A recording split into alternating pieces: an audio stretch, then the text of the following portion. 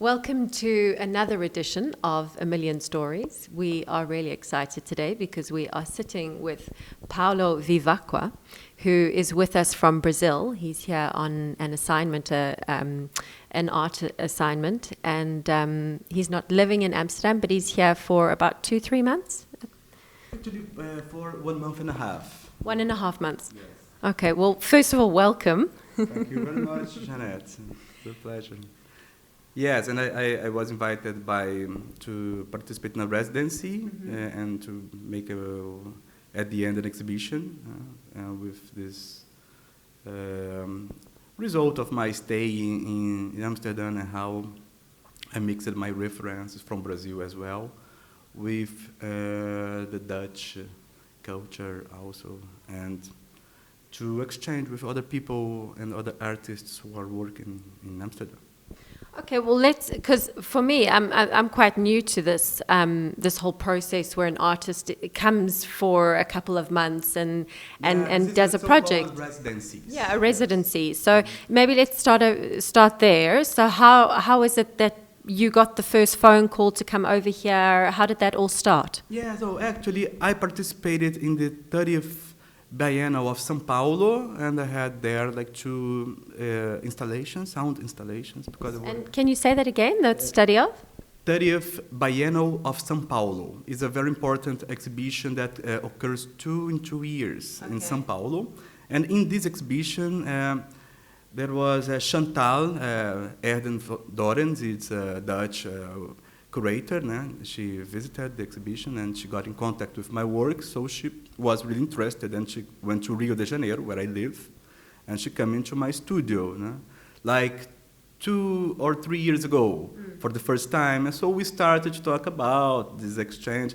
I like this way how the things can be built a long time, so they can reach their best form at the end. Like what? What do you mean? So they can get the best results at the end when you start a dialogue. So the person knows what kind of work you do, so she knows about the context she's gonna have to make an exhibition, all those things. So what were you exhibiting then when you met Chantal? I was exhibiting sound installations made of huge pipes of metals. Sound installation. Sound installation, yeah. Because mostly I'm an artist, a visual artist, but I work mostly with sound. I came from the sound background. That's what you studied. Yeah, that was my formal education. Actually, I used to be a composer. And so, but because my needs, I changed it of the context, but I wanted to reach other audience, other ways of listening and experiencing the sound situation more than the music itself, So, because now we're jumping because we were talking about Chantal and how you met. So I need to, because I'm very interested to know about what you studied and then how you got into more from sound to visual art. But let's maybe quickly go back to Chantal. So you met her 2-3 years ago. She saw your she saw my sound. work at the São Paulo Biennial, and she was very interested, and she went to my studio. She got in contact, and so she got in contact with my work. We were talking about some kind of work I could build for my residency in Amsterdam, and that was it. The work that she got in contact in the Biennial was this work I was telling you by huge steel pipes with speakers going inside the pipes, and the sound is pretty much like the Om sound, that very basic sound of the meditation sound, of the Indian sound. I was just thinking, like the meditation. So it's very, very meditative. But this very meditative sounds comes from this very industrial, huge metal pipes. Wow. So that's why I kind of playing, I like to refer to this work as a industrial mantra. Industrial mantra. Yes. Beautiful. Yes. And what inspired that? The thing that the inspiration that comes in between forms and sounds, you know. Almost like I got this idea of the on as the fundamental sound, and I was exploring these pipes because they worked very well in terms of resonance of the sound in the space. And I was thinking about the name of on because it's very important also. And on as well is the sign connected to the omega figure in the Greek alphabet, which also is referred to the sound as a sound parameter in music as they call potency. They call what on. What do you mean? It's a on also is a technical issue on music amplification. So I kind of cross all those meanings into one. That's why I think some work of art is always interesting to do. You have more readings about the same thing. You know? Do you meditate? Pretty much when I'm working, sometimes I'm meditating because I work with sound so much. I enjoy so much listening to that. And I put myself listening to think other things, you know. Yeah. So it's a kind of, it's very personal meditation way of working. Yes. And that's true, actually. Yeah, meditation's not just sitting, keeping quiet. It's when You can even be walking around and meditating. Yeah. I like to do it either. I like to walk a lot, so that's why I love Amsterdam. Yeah, because there's so many canals to walk on. Yes, you keep walking and you keep thinking and you keep making connections, and once you are in this state, you can make better connections. Because the thing about art, I believe, is you have not tried to be never too frontal, because you never catch the real a nice idea when you're wanting too much to catch it, you know. So what do you mean when it's too much? It's too direct. It's too direct, yes. So it become kind of, you don't really fix it in a nice idea. So once you get close to the idea, you can wait for your better form, for your better cut. Yeah. Okay. So you get inspired by something, and you sort of let it. Yeah, I let it go once not all the life, because I have to do the work at a certain point. Yeah, you have to actually work, yeah. Yes, exactly. But it's this tension between letting it go until the right time to make it finish. Mm-hmm. That's a way of working. Huh? That's pretty much, and the work here in this gallery, in this exhibition, was pretty much a very fine result of this experience of crossing these references and waiting for this work to come. And I could talk about this work, but it's gonna feel like. Yeah, well, okay, so Chantal then got you over here, so that was 2-3 years ago. Yeah. She liked your work. Yeah, so this year, the same year, she went to Brazil again with Luana Ferreira. It's her partner in Hora do Brasil, Plataforma Tarsila. They are starting this platform to invite the artists and make this exchange. And it's called Platform? Platform Tarsila. Tarsila, yeah, is the name of a Brazilian modernist artist. Okay. They took to as a name of their residency, and I am the first invited. No? Okay, nice. That's nice. So it's nice also to participate in the first issue of the program. Absolutely. Yes, yeah. it is. It's an honor. Yeah, sure, it's an honor, indeed. And it has been very successfully, because we have been visiting the museums and making exchange with people who work on the Stedelijk Bibliotheek, for example, and other more traditional artists from Holland as well. For me, it was very, how can I say, rewarding. That's the word. So so she then went back there and she wanted you to come get involved in this project. Yes. So did you know what you were going to do before you came, or was it when you arrived here, then you sort of, and we're going to talk about this now. That's a nice question. Because I wanted to, at first I had an idea. But once I get here and I saw concretely the space, I changed the idea.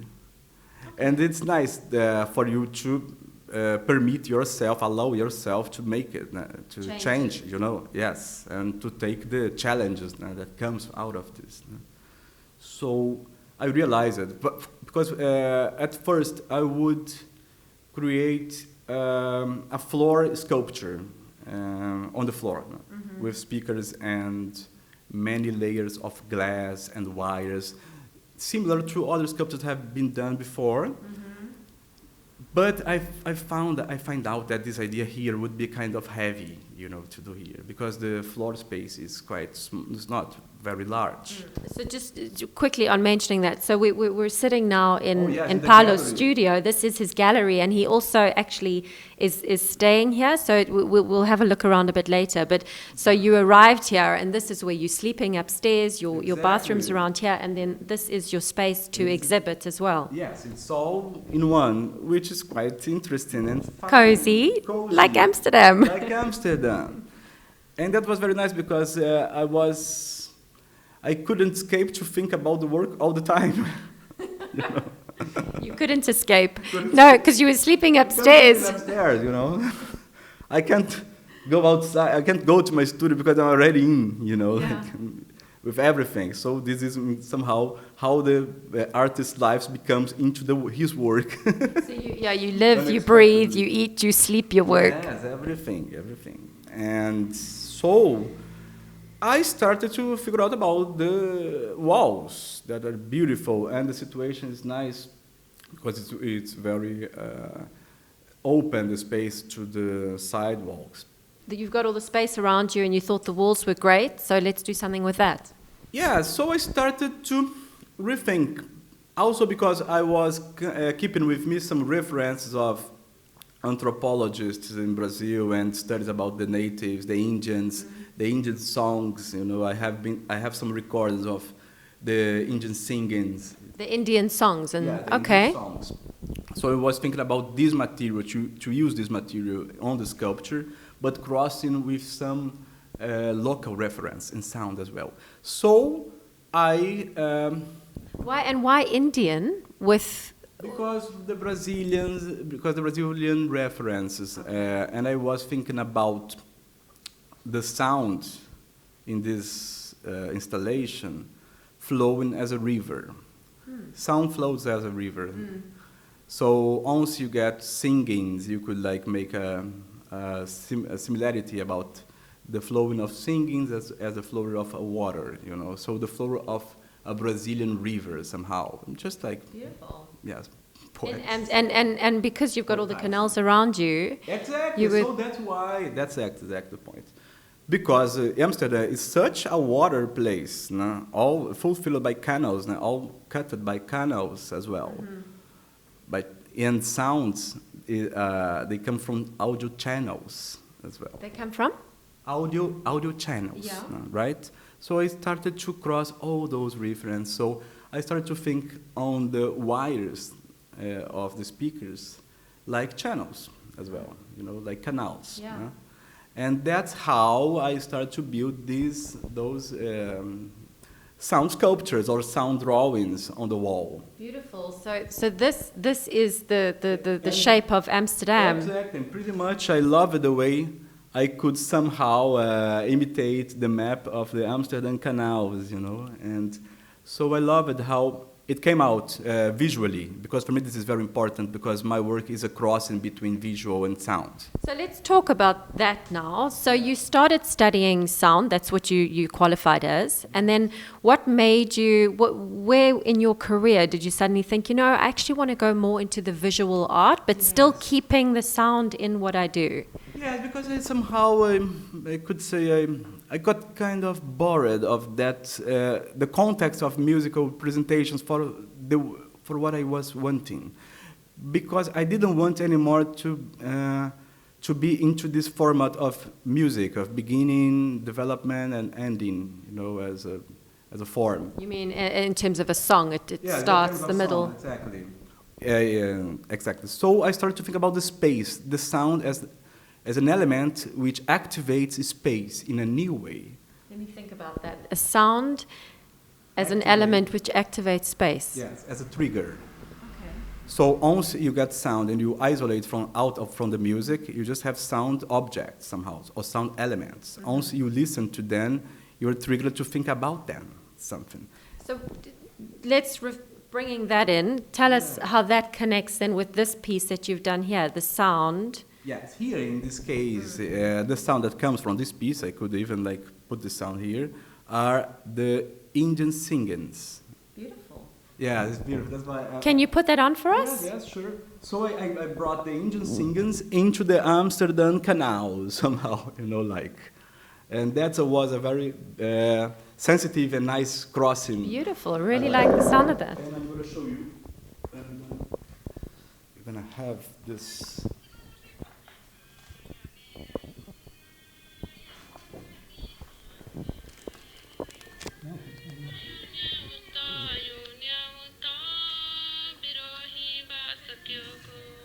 They are here with us now, right? It's a spiritual traveling.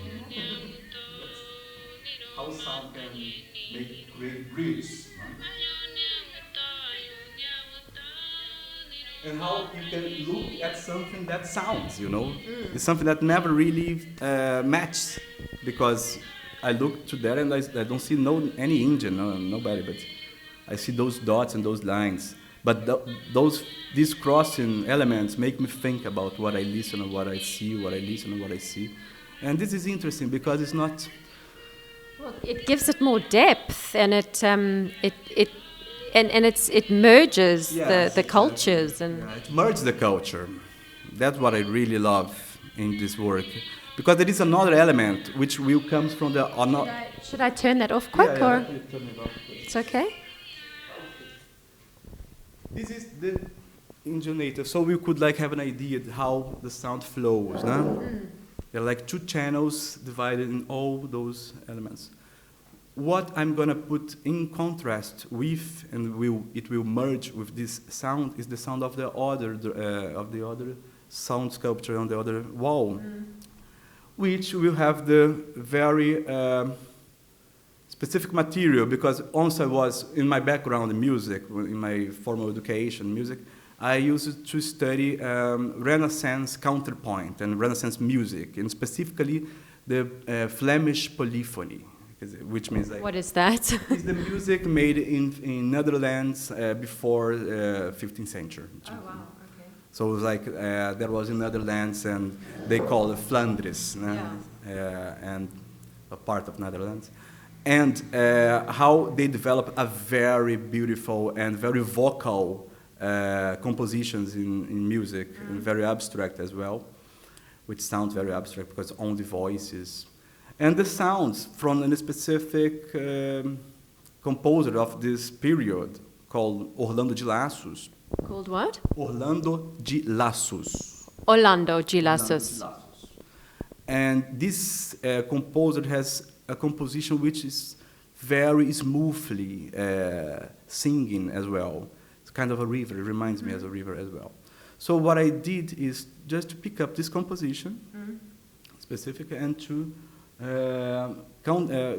put this composition in this side and the native singings in this side. And we'll have a look at that just now. But what is that? This is just an imaginary river. This is not Amsterdam, but it can be anywhere. But this one is more like Amsterdam. But the sound, is not already there. But the sound is going to be this Flemish Renaissance music, which is very European as well. And that merging into the natives and Indian singing is really beautiful, because one turns the other into something different all the time. Yeah. And they don't really clash each other. They mix it.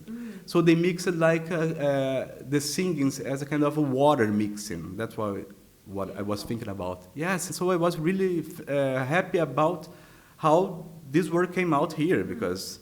So and that is what happened when you arrived here. That inspiration came. Yes. So tell me, what does it mean to you personally to exhibit something that portrays so beautifully the emerging cultures, and what does that mean to you as a person? Because this is coming from inside you. Yes, I mean, to be an artist somehow is to be on disposal. To be what? To be an artist somehow is to be on disposal to the ideas to come. You cannot follow too much after them because they're not going to come because you want. You have to have them on disposal, and you have to be yourself open, yes, for the Kims to see what come closer for you. And sometimes this cannot work out as well. That's why I tell you, I was happy that I really liked the idea of how those references came together here, you know. But I couldn't know if I wasn't open, you know. That I think this is somehow linked to your idea of the passion has everyone with your own work and how disposable you are to do that. So what you're saying is it's important as an artist to be open, so because you're the instrument that communicates something important. Yes, exactly. And if you are concerned about too many things, you become somehow not open, right? So you have to be careful to clean yourself times and times. And how do you clean yourself? Listen music, doing this kind of meditations we were talking about in the beginning. Pretty much, it's pretty much a cleaning active action. And as an artist, do you have? I mean, you studied music. You clearly are someone who has from the beginning been tapping into your creative energy and talents. Is it that you also want to? Do you have the sense that you want to give to society? Yes, sure, completely. I'm an artist because that as well. An artist make exhibitions, and I always have that in mind. Exhibition is to expose, no? To expose something, no? Something that maybe is interesting, no? For people. It's always a guess, no? But you have to be driven by this will, no? Of doing something new. Always and somehow. And being vulnerable to not knowing what's going to come. Pretty much. If you're not in this situation, this vulnerability, you're not going to come out with something new. That's why I think it's something very interesting to do. You have to not know what you're going to do. It's more interesting. Huh? So something new comes in. And music becomes for myself as a kind of way of thinking, way of meditating, and an energy carrier. I like this idea now. Because it's very much indeed, once you get interested in something that you're listening, you're getting the energy of that into you, even into your body, you know. So I would say it's a very healthy thing, art. And it's healthy because what it's doing is it's just, if I'm understanding correctly, is it also because it's connecting you with your soul? Yes, it's a way of connecting me with my soul and with consciousness. Consciousness. Yes, with consciousness. Of myself, of the others, you know, get me more open, more sensitive, you know, to the things around. And do you think if everyone out there would strive to connect with that consciousness, that creativity, do you think that would change I think the world? Once you are getting connected with that and you are doing something out of that, somehow will open to this will perceive your energy somehow. So it's not mass distribution. It's interpersonal distribution, I believe. Once someone understands you, it has already the ideas already belongs to them, to this person, you know. So I think this is a very nice thing about art. Once we help ourselves to carry those songs, those stories, those images. So by being open to that, you help yourself because it just makes you connected and at peace. Exactly. Ultimately, that's what it is. It makes you at peace as a human being. Yes, pretty much. All those music I have been listening when I was a teenager, for example, all these Flemish polyphony, all those things fed me into who am I today, and who I am today. And because that, I can create those new syntheses and references. No?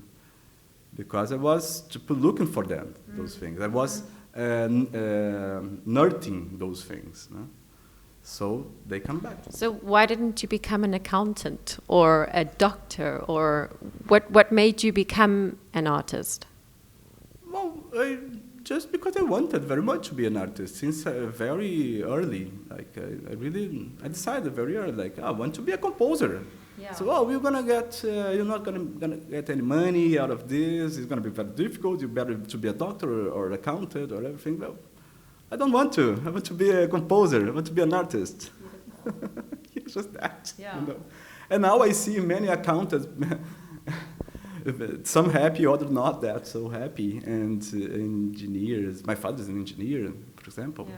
He is very happy being an engineer, but I'm not. But that's interesting because that's also influenced you because, I mean, if you think about your installation you did back in Brazil with the pipes and... Yeah, no, sure. All those things, like they are in your imaginary. Now, in my imaginary, I have those engineering imagined of my father, you know. That's a nice thing. My mother brought me contact with other artists and people more from the human studies. And so it's those things like on your background and your experience that you have to carry with you to create new things, no? Yeah.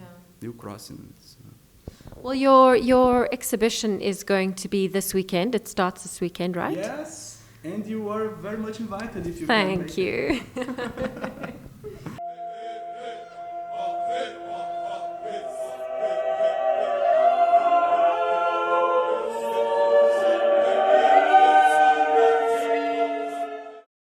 So, Paulo, we're standing outside the gallery where you are staying. You've been flown over here to come and share your work with us. Yes. You're a successful artist. Oh, thank you. What advice would you give other artists? Because it's not an easy industry to be in. What advice would you give other artists who are also trying to get out there and show their work? Yes. As I was talking to you, the main thing is to keep doing your work during the years, no? Because you have to create a body of work, you know. So you have to hold on, because at the beginning you're just one more artist in the world, like so many, you know, artists. Everybody can be artist as well, which is great in a way. For another way, there is a difficulty, because to keep being an artist is not easy. So you have to figure out your will to be an artist, your pleasure, no, of doing what you do, no? And hold on to keep going, no? Because in 5 years and 10 years you're gonna get already you're gonna figure out what you have done, and so you're gonna create possibilities for the next 5 and 10 years, much more. But the main thing is to keep going, because once with time people are gonna pay attention for you as well. No? Take you seriously. Take you seriously, exactly. Did you ever want to give up in your journey? Well, actually, no. I never, never wanted. Because I always made the counts, and it seems it's a better life for me doing what I do, in despite the limits I have to deal with. And you mean the limits, you mean? I mean money, I mean sometimes, you are working for yourself, mostly. So you have to really manage how you keep your studio, your house and everything to make it viable, and to not get heavy on your own life. Because the most important thing is to have a good life, in your life. To eat well, love, and do what you want. So you can be prepared to do your best on your own stuff. Thank you. That was lovely. Much. Yeah. Thanks, Paulo. Thank you, Jeanette.